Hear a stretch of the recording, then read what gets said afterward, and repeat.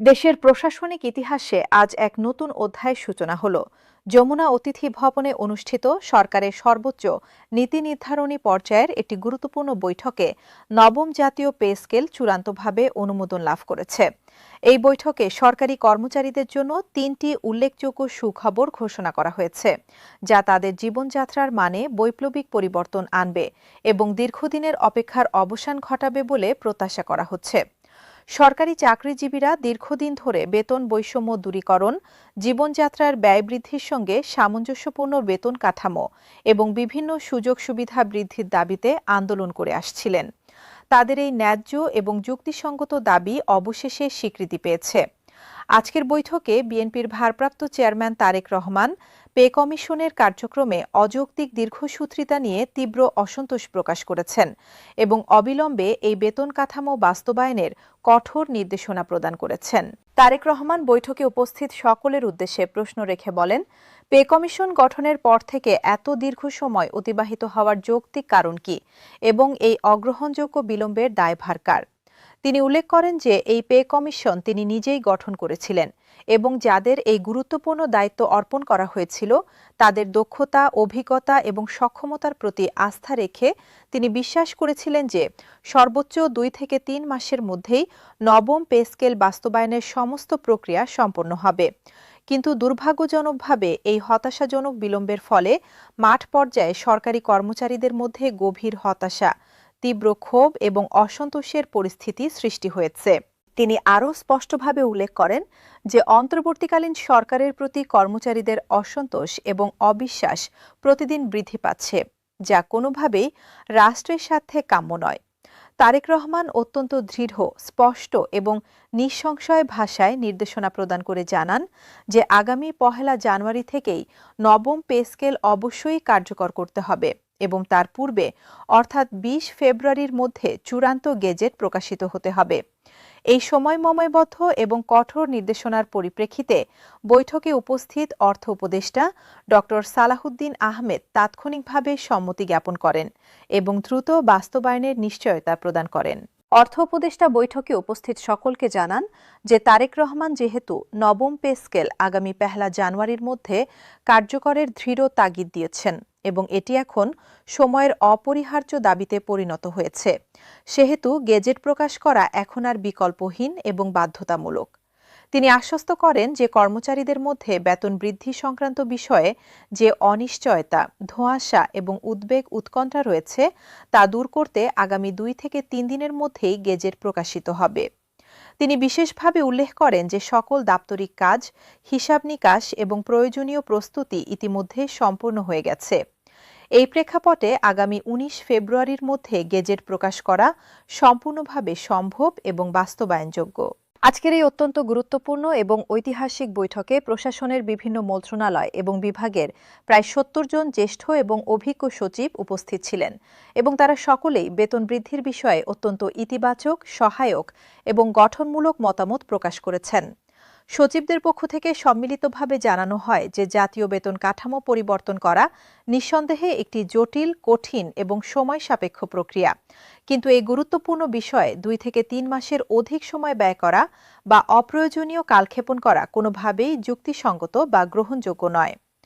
অন্তর্বর্তীকালীন সরকার গত জুলাই মাসে পে কমিশন গঠন করার সময় তাদের ৬ মাসের একটি সময়সীমা নির্ধারণ করে দিয়েছিল, কিন্তু সচিবরা আশাবাদী এবং আত্মবিশ্বাসী ছিলেন যে দক্ষতার সঙ্গে কাজ করলে সর্বোচ্চ ৩ মাসের মধ্যেই গেজেট প্রকাশিত হবে এবং বাস্তবায়ন শুরু হবে। সচিবরা স্পষ্ট এবং দ্ব্যর্থহীন মত প্রকাশ করেন যে এতদিন সময় অযথা বিলম্বের জন্য পে কমিশনকে এখন জবাবদিহিতার আওতায় আনতে হবে এবং তাদের এই অগ্রহণযোগ্য বিলম্বের সুনির্দিষ্ট কারণ ব্যাখ্যা করতে হবে। তারা গুরুত্বের সঙ্গে উল্লেখ করেন যে বর্তমানে কর্মচারীরা দুটি প্রধান সমস্যার মারাত্মক শিকার হচ্ছেন। প্রথমত, বেতন বৈষম্য এবং অসমতা তাদের মনোবল ও কর্মস্পৃহা ভেঙে দিচ্ছে এবং দ্বিতীয়ত, ক্রমবর্ধমান মূল্যস্ফীতি এবং জীবনযাত্রার ব্যয় বৃদ্ধি তাদের দৈনন্দিন জীবনকে কঠিন থেকে কঠিনতর করে তুলছে। তাই তাদের বেতন বৃদ্ধি এবং পে স্কেল বাস্তবায়ন যত দ্রুত সম্ভব করা এখন জরুরি এবং অপরিহার্য হয়ে পড়েছে। সচিবরা আরও বিস্তারিতভাবে জানান যে সরকারি কর্মচারীরা অর্থনৈতিকভাবে চরম এবং মারাত্মকভাবে ক্ষতিগ্রস্ত হয়েছেন। অনেকে বর্তমানে ঋণের বোঝায় জর্জরিত এবং তাদের পরিবার আর্থিক সংকটে নিমজ্জিত। তাদের অর্থনৈতিক সক্ষমতা এবং ক্রয় ক্ষমতা বৃদ্ধি করা এবং নবম পে স্কেলের আওতায় সকল ধরনের সুযোগ সুবিধা উল্লেখযোগ্যভাবে বৃদ্ধি করা অত্যন্ত জরুরি, যাতে প্রশাসন গতিশীল, কার্যকর, দক্ষ এবং জনবান্ধব থাকে। এটি সন্তুষ্ট, অর্থনৈতিকভাবে স্থিতিশীল এবং মনোবল সম্পন্ন কর্মচারী বাহিনী ছাড়া প্রশাসনিক দক্ষতা এবং সুশাসন অর্জন করা কখনোই সম্ভব নয়। আজকের বৈঠকে বিএনপির ভারপ্রাপ্ত চেয়ারম্যান তারেক রহমান বিশেষভাবে উপস্থিত থেকে সরকারি চাকরিজীবীদের পক্ষে অত্যন্ত দৃঢ় অবস্থান গ্রহণ করেছেন এবং স্পষ্ট ও নিঃসংশয় ভাষায় বার্তা প্রদান করেছেন যে কর্মচারীদের আর কোনোভাবেই অবহেলা, উপেক্ষা বা অবমূল্যায়ন করা যাবে না। তিনি সুনির্দিষ্ট পরিসংখ্যান এবং তথ্য উপস্থাপন করে জানান যে বাংলাদেশের সরকারি চাকরিজীবীদের প্রায় 1/3 নিম্ন আয়ের কর্মচারী, যারা প্রতিদিন নিরলস এবং নিষ্ঠার সঙ্গে কঠোর পরিশ্রম করে দেশের প্রশাসনিক ব্যবস্থা সচল রাখছেন। তাই তাদের বেতন দ্রুত এবং যথাযথভাবে বৃদ্ধি করে একটি সুস্পষ্ট গেজেট প্রকাশ করা অত্যন্ত জরুরি এবং রাষ্ট্রীয় দায়িত্ব। তিনি বৈঠকে রাজনৈতিক বাস্তবতা এবং প্রেক্ষাপট তুলে ধরে বলেন যে সামনে জাতীয় নির্বাচন অনুষ্ঠিত হতে যাচ্ছে, তাই নির্বাচনের পূর্বেই পে স্কেল সংক্রান্ত সমস্ত কাজ সম্পূর্ণভাবে সম্পন্ন করা পে কমিশনের মূল লক্ষ্য এবং প্রাথমিক দায়িত্ব হওয়া উচিত। তিনি যুক্তি এবং বিশ্লেষণ প্রদর্শন করেন যে নির্বাচনকালীন সংবেদনশীল সময়ে যদি পে স্কেল নিয়ে কোনো ধরনের জটিলতা, বিভ্রান্তি, অসন্তোষ বা অসম্পূর্ণতা বিরাজ করে, তবে সরকারি চাকরিজীবীদের মধ্যে অস্থিরতা এবং তীব্র অসন্তোষ সৃষ্টি হতে পারে, যা নির্বাচনের সুষ্ঠু, নিরপেক্ষ, স্বচ্ছ এবং শান্তিপূর্ণ পরিবেশ বিঘ্নিত এবং ক্ষতিগ্রস্ত করতে পারে। নির্বাচনী পরিস্থিতিকে স্বাভাবিক এবং শান্তিপূর্ণ রাখতে এবং কোনো ধরনের অপ্রীতিকর বা অনাকাঙ্ক্ষিত পরিস্থিতি এড়াতে কর্মচারীদের সন্তুষ্ট রাখা অত্যন্ত জরুরি এবং জাতীয় স্বার্থে অপরিহার্য। আজকের এই ঐতিহাসিক, গুরুত্বপূর্ণ এবং যুগান্তকারী বৈঠকে পে কমিশনের পক্ষ থেকে সরকারি চাকরিজীবীদের জন্য 3টি অত্যন্ত গুরুত্বপূর্ণ এবং যুগান্তকারী সুখবর ঘোষণা করা হয়েছে, যা তাদের জীবনমান, কর্মজীবন এবং সামাজিক মর্যাদার উন্নয়নে ব্যাপক, গভীর এবং দীর্ঘমেয়াদী ইতিবাচক প্রভাব ফেলবে বলে দৃঢ়ভাবে প্রত্যাশা করা হচ্ছে। প্রথম এবং অত্যন্ত তাৎপর্যপূর্ণ সুখবরটি হল সরকারি কর্মচারীদের বহুল কাঙ্ক্ষিত, দীর্ঘ প্রতীক্ষিত এবং অত্যন্ত প্রয়োজনীয় কিন্তু 2015 সালে বন্ধ হয়ে যাওয়া সিলেকশন গ্রেড এবং টাইম স্কেল পুনরায় চালু এবং পুনর্বহাল করার ঐতিহাসিক সিদ্ধান্ত। বৈঠকে বিস্তারিত এবং গভীর আলোচনা হয় যে নতুন পে স্কেলে সাধারণ কর্মচারীদের বেতন যদিও কিছুটা বৃদ্ধি পাবে, কিন্তু উচ্চপদস্থ কর্মকর্তাদের বেতন থাকবে তুলনামূলকভাবে অনেক বেশি এবং উল্লেখযোগ্যভাবে বেশি। এই পরিস্থিতিতে যদি সিলেকশন গ্রেড এবং টাইম স্কেল সংশোধন, পুনর্বহাল বা পুনঃপ্রবর্তন করা না হয়, তাহলে প্রশাসনে বিশাল, অসহনীয় এবং অন্যায্য বৈষম্য সৃষ্টি হবে, যা প্রশাসনিক সুশাসন, দক্ষতা এবং কর্মচারীদের মনোবলের জন্য মারাত্মক হুমকি হয়ে দাঁড়াবে। এই প্রেক্ষাপট এবং বাস্তবতা বিবেচনা করে আজকের বৈঠকে পে কমিশনের chairman Zakir Ahmed Khan selection grade এবং টাইম স্কেল পুনরুদ্ধারের যৌক্তিকতা, প্রয়োজনীয়তা, গুরুত্ব এবং কর্মচারীদের জন্য এর সুদূর প্রসারী সুফল বিস্তারিতভাবে তুলে ধরেন এবং এর সপক্ষে শক্তিশালী যুক্তি উপস্থাপন করেন। তার এই সুচিন্তিত এবং যুক্তিসঙ্গত উপস্থাপনা শোনার পর তারেক রহমান দৃঢ়ভাবে এবং নিঃসংশয়ে বলেন যে অবশ্যই এবং নিশ্চিতভাবে সিলেকশন গ্রেড এবং টাইম স্কেল পুনরুদ্ধার করা প্রয়োজন এবং এটি কর্মচারীদের ন্যায্য, বৈধ এবং সাংবিধানিক অধিকার। তিনি স্পষ্ট এবং দৃঢ় নির্দেশনা প্রদান করেন যে ডিসেম্বরের মধ্যে যে খসড়া অনুযায়ী গেজেট প্রকাশিত হবে, সেখানে অবশ্যই এবং সুনিশ্চিতভাবে এই দুটি অত্যন্ত গুরুত্বপূর্ণ ভাতা এবং সুবিধা অন্তর্ভুক্ত এবং সংযুক্ত থাকতে হবে।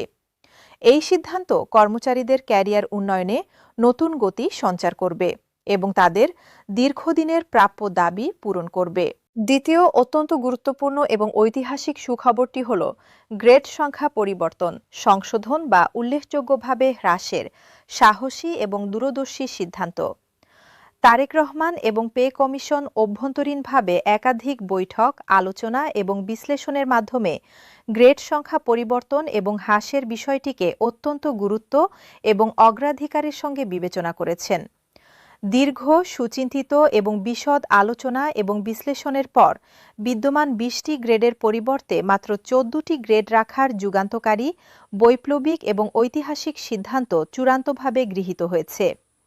এই বিষয়ে দীর্ঘ, বিস্তারিত এবং গভীর আলোচনার পর কর্মচারীদের মধ্যে বিদ্যমান দীর্ঘদিনের বৈষম্য দূর করার মহান এবং মানবিক লক্ষ্যে ১৪টি গ্রেড রাখার বিষয়ে প্রধান উপদেষ্টা অত্যন্ত জোরালো, দৃঢ় এবং সুস্পষ্ট মতামত প্রদান করেন।